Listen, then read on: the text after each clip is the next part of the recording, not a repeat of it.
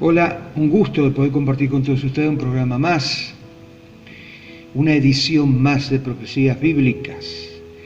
En esta edición estaremos hablando de una puerta abierta en los cielos. Y vamos a estar leyendo Apocalipsis capítulo 4, versículos 1 y 2.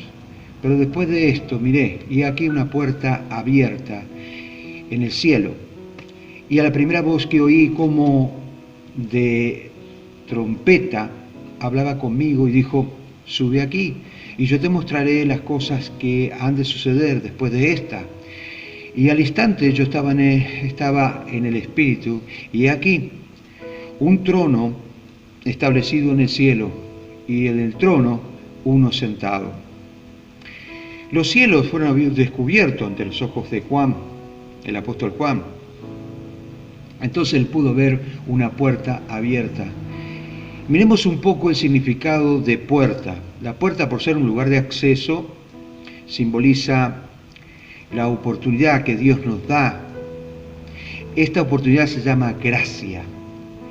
Esta puerta todavía está abierta, pero algún día se va a cerrar. Un ejemplo, en Génesis capítulo 7, versículo 16, y los que vinieron, macho, hembra y toda carne, vinieron como le había mandado Dios, y Jehová cerró la puerta. La gente en la época de Noé tuvo su oportunidad, como hoy en día también tiene la oportunidad, a través de la gracia de nuestro Señor Jesucristo, que se estableció del momento que dijo consumado es en la cruz del Calvario, y hoy disfrutamos de la gracia. Que la gracia es la oportunidad que Dios nos da, ¿no es cierto?, sin merecer nada. Porque por gracia somos salvos por medio de la fe, y esto no es de nosotros, pues es un don de Dios. Así dice Efesios capítulo 2, versículo 8 al 9. Entonces entendemos que la gracia es la oportunidad que Dios nos da. Y parece ser que en la época de Noé, muchos les parecían algo imposible lo que Noé estaba anunciando proféticamente de los juicios de Dios. Hoy en día no es la excepción. También la gente piensa de nosotros como que somos fanáticos religiosos y que anunciamos esto porque de repente queremos infundir miedo, cuando en realidad no es así. La intención es que podamos difundir la palabra de Dios, y lo que está escrito, las profecías de la Biblia, todas se cumplieron, están todas cumplidas. Entonces debemos dar a entender a la gente que falta poco para la venida de Cristo y debemos estar preparados. Un día el Señor va a cerrar la puerta del arca y la gracia de Dios va a terminar. Vamos a entender un poquito de esto. Vayamos a Apocalipsis capítulo 3, versículo 7, dice: escribe el ángel en la iglesia de Filadelfia, dice: el santo, el verdadero, el que tiene las llaves de David, el que abre y ninguno cierra, y el que cierra y ninguno abre. Dando a entender de que cuando se termine el tiempo estipulado por Dios, que solamente Él sabe el tiempo y el momento en el cual se va a terminar su gracia y empiezan los juicios apocalípticos sobre la tierra, va a ser cuando sea arrebatada la iglesia.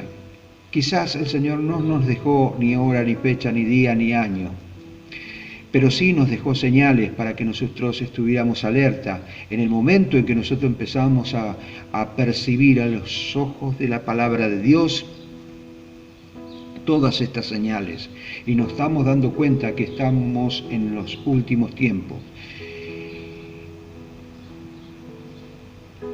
Desde la época de Noé podemos ver cómo Noé anunciaba los juicios de Dios.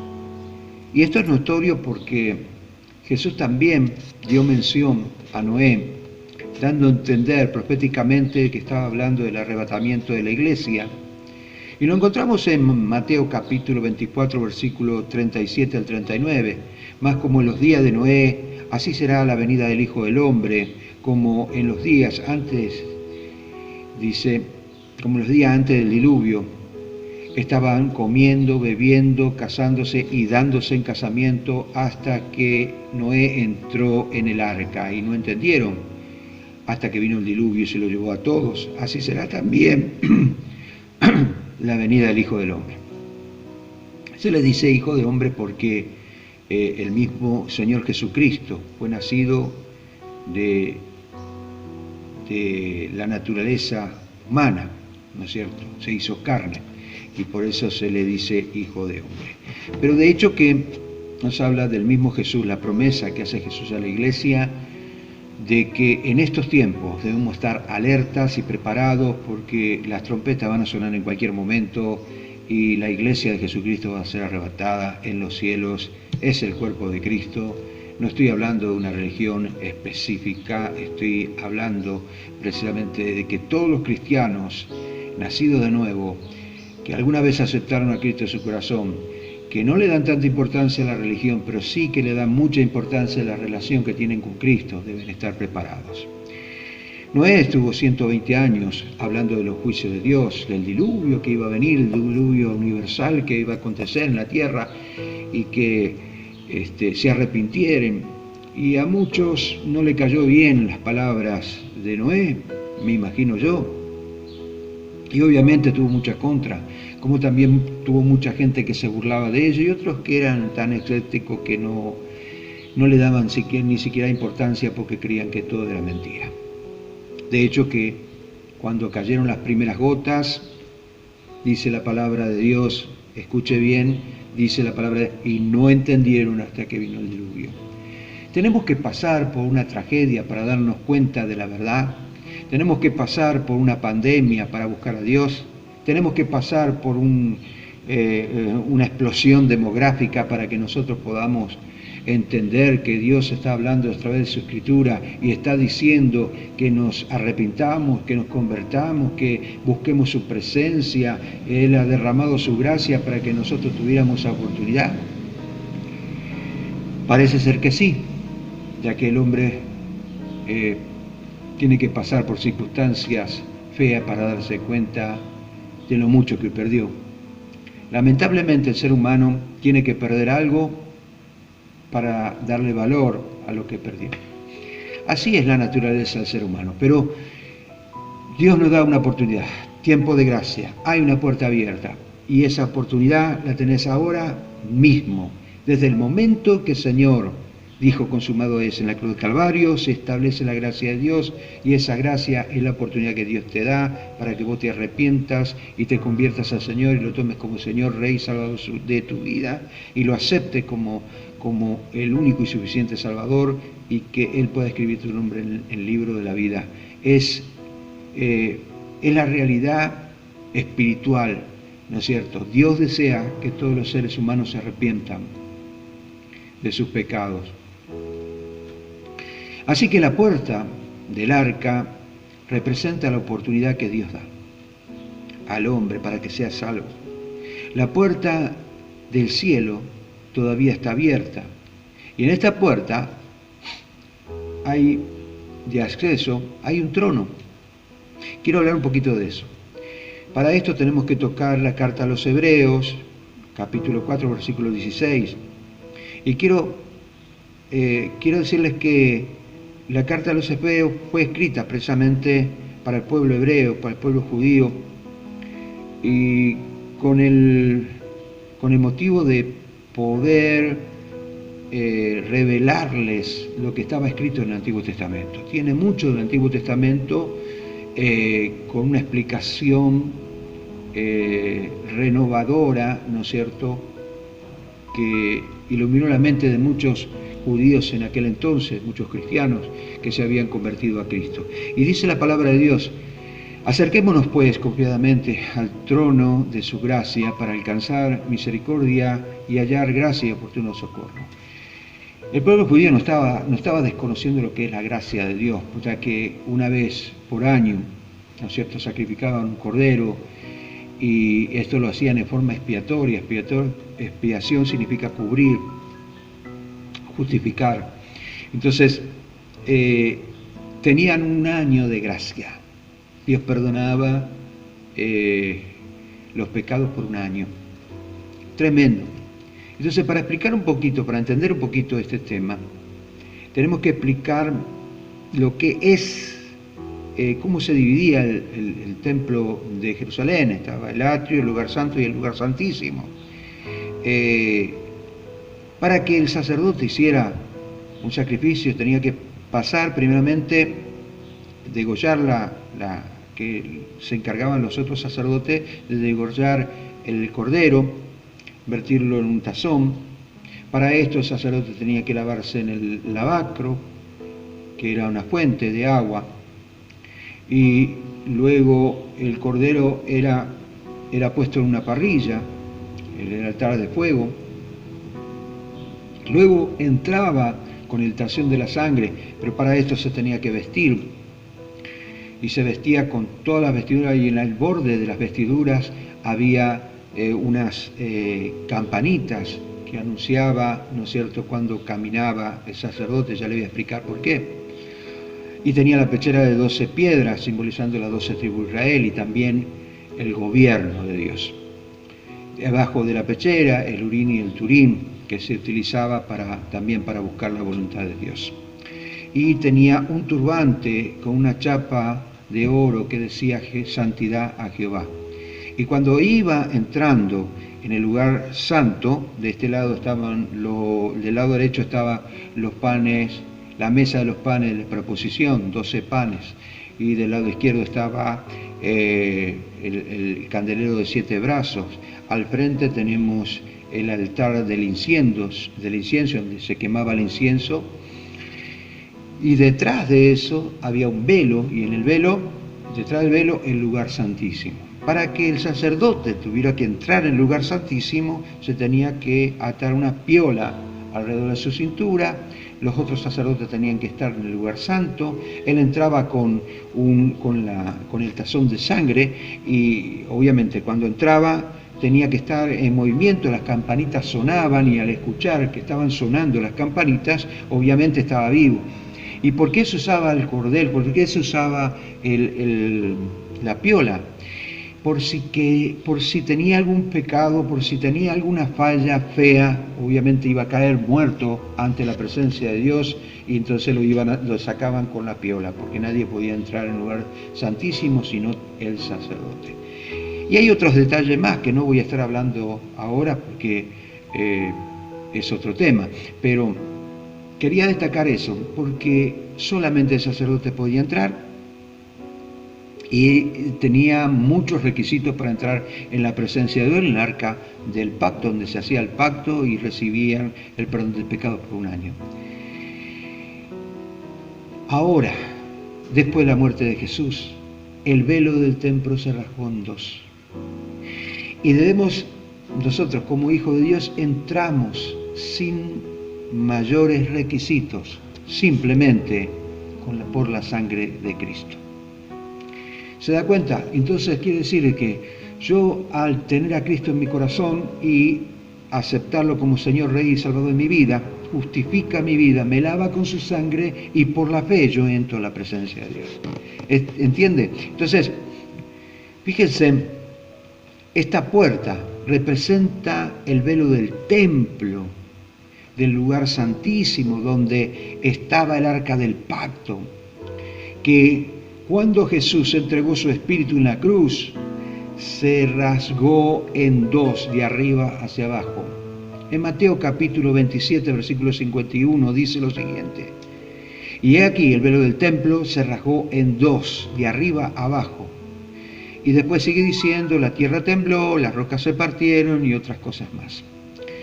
Pero se rasgó, quiero destacar esto, se rasgó de arriba hacia abajo, como que Dios mismo con sus manos lo agarró de arriba y lo partió, y dijo: bueno, ahora sí, consumado es, pueden entrar a mi presencia. Todos somos hijos de Dios. Los que tienen a Cristo en su corazón pasan a ser hijos de Dios. Si nosotros vemos Juan capítulo 1, versículo 11 y 12, dice: a los suyos vino, los suyos no lo recibieron, mas a todos los que le recibieron le dio autoridad de ser hechos de hijos de Dios. A los que recibieron, a los que aceptaron a Cristo, nos dio derecho de ser hijos de Dios. Esta palabra derecho se traduce al griego como exousia, que quiere decir, sí, precisamente derecho delegado. Era como una autorización, como un documento, ¿no es cierto?, que acreditaba que era hijo de fulano, o sea, que nacido vivo, o una persona que, un hijo adoptado, o lo que sea. Entonces, ya pasamos a ser hijos de Dios, hijos, y tenemos derecho como hijos de Dios, tenemos derecho a entrar a la presencia de Dios a través de Cristo. Es tremendo, pero debemos entender eso. Muy bien, ese es para que usted pueda entender lo que significa la obra de Cristo y lo que significa la gracia, ¿no es cierto?, no merecida, pero que a través del amor de Dios nosotros recibimos. Es por amor, no es por buenas obras, es por gracia, no es por obras. Muy bien. Esta puerta se va a cerrar cuando la iglesia sea quitada y junto con la gracia, entonces los juicios de Dios serán derramados sobre la tierra. Eso es en el periodo conocido como Gran Tribulación, la última semana de Daniel, capítulo 9, versículo 27. Cada semana profética son 7 años de gran tribulación, donde el anticristo va a estar gobernando el mundo entero. Para que no nos quedemos fuera del arca, debemos creer que la puerta se va a cerrar. No que la puerta ya está abierta, porque ya está abierta, pero debemos creer que la puerta se va a cerrar. Por eso que Isaías nos dice, buscar a Jehová mientras puede ser hallado, en tanto esté cercano. Nos habla de que algún día no lo vamos a poder buscar. Entonces, debemos aprovechar este momento para buscar a Dios y buscar su perdón y tratar de vivir una vida cristiana como Él quiere. Y la Biblia nos enseña eso. Muy bien. Apocalipsis capítulo 16, versículo 15. Y aquí yo vengo como ladrón. Bienaventurado el que vela y guarda sus ropas para que no ande desnudo y vea su vergüenza. En este pasaje podemos ver dos principios para cuidar nuestra salvación. El primero es velar. Velar es la actitud de estar alerta, de cuidar nuestros bienes. En esta actitud nosotros vemos que estamos en los últimos tiempos. La Biblia dice, yo vengo como ladrón sorpresivamente, vos no vas a saber ni el día, ni la fecha, ni el minuto en el cual va a venir el Señor, pero vas a tener una señal de que estamos en los últimos tiempos y que puede venir en cualquier momento. Entonces nosotros tenemos que estar velando, en esa actitud de estar alerta y de cuidar aquellas cosas que Dios nos dio. Pablo decía, cuidemos nuestra salvación con temor y temblor. Carta a los Filipenses, capítulo 2, versículo 12. De hecho, que la Biblia sigue hablando de estar en una actitud vigilante. Mateo capítulo 24, versículo 42. Velad pues, porque no sabéis a la hora que ha de venir el Hijo del Señor, vuestro Señor. El segundo punto es guardar nuestras ropas. Y en la tipología, la ropa simboliza la identidad, la protección y pudor. La identidad, porque como dije hace un rato, somos hijos de Dios, ¿no es cierto? Nos dio derecho de ser hijos de Dios. Entonces, delante del enemigo, delante de la circunstancia, delante de cualquier demonio, delante de cualquiera, somos hijos de Dios. Nos tienen que reconocer por los hechos que somos hijos de Dios, que fuimos comprados y lavados con la sangre de Cristo. Esto tiene que ser categórico, esto es algo bien serio. Por eso es que nosotros debemos buscar la presencia de Dios continuamente. Dice en Hechos de los Apóstoles, capítulo 4, versículo 13, entonces viendo el denuedo de Pedro y de Juan, sabían que eran hombres sin letras del vulgo y se maravillaban y le reconocían que habían estado con Jesús. Tremendo. O sea, ¿será que aquella circunstancia, aquel demonio, aquella cosa negativa no te está viendo a vos y está viendo a Jesús? Porque cuando el enemigo de nuestras almas, Satanás el diablo, Cuando nosotros tenemos a Cristo en nuestro corazón, ya no nos ve más a nosotros, ve a Jesús, aquel que compró nuestra vida, nuestra alma con su sangre. Está viendo. ¿Por qué? Porque nos vestimos de Jesús todos los días. Todos los días estamos vistiéndonos de Jesús. Todos los días buscamos su presencia. Todos los días leemos su palabra. Todos los días estamos... Y no es fanatismo, es algo esencial. Es como respirar, es como comer, es como beber. Es algo que nosotros tenemos que tener conciencia de que esto se debe hacer todos los días, sin falta, porque dependemos de ello. Ahora bien, Juan fue arrebatado con el propósito de hacer ver que la puerta todavía no se cerró y que todavía hay lugar en el arca de Dios para todos aquellos que quieren salvar su alma del desastre que va a venir en el mundo cuando entren en la gran tribulación. Para esto la Iglesia de Jesucristo ya va a ser arrebatada. Leamos algo en Segunda de Pedro, capítulo 3, versículo 10 en adelante. Dice así: pero el día del Señor vendrá como ladrón en la noche, el cual los cielos pasarán con gran estruendo, y los elementos ardiendo serán desechados, y la tierra y las obras que en ella hay será quemada. Puesto que todas estas cosas han de ser deshechas, ¿cómo no debéis vosotros andar en santa, piadosa manera de vivir, esperando, apresurados para la venida del día de Dios, el cual los cielos se encenderán y será deshecho, los elementos siendo quemados se fundirán. Pero nosotros esperamos según sus promesas, cielo nuevo, tierra nueva, los cuales mora la justicia. Tremendo. Entonces, obviamente no voy a estar explicando punto por punto, que lo voy a hacer, eso es categórico, pero no en este programa. Pero quiero que entiendan que todos estos acontecimientos que está hablando Pedro, prácticamente lo estamos viviendo, prácticamente vemos señales en el cielo, cómo se manifiestan día a día y señales en la tierra. Tenemos una promesa de cielo nuevo y tierra nueva, pero ¿será que cuando venga el Señor, tú vas a estar preparado para ese momento, o te vas a quedar afuera cuando se cierre la puerta?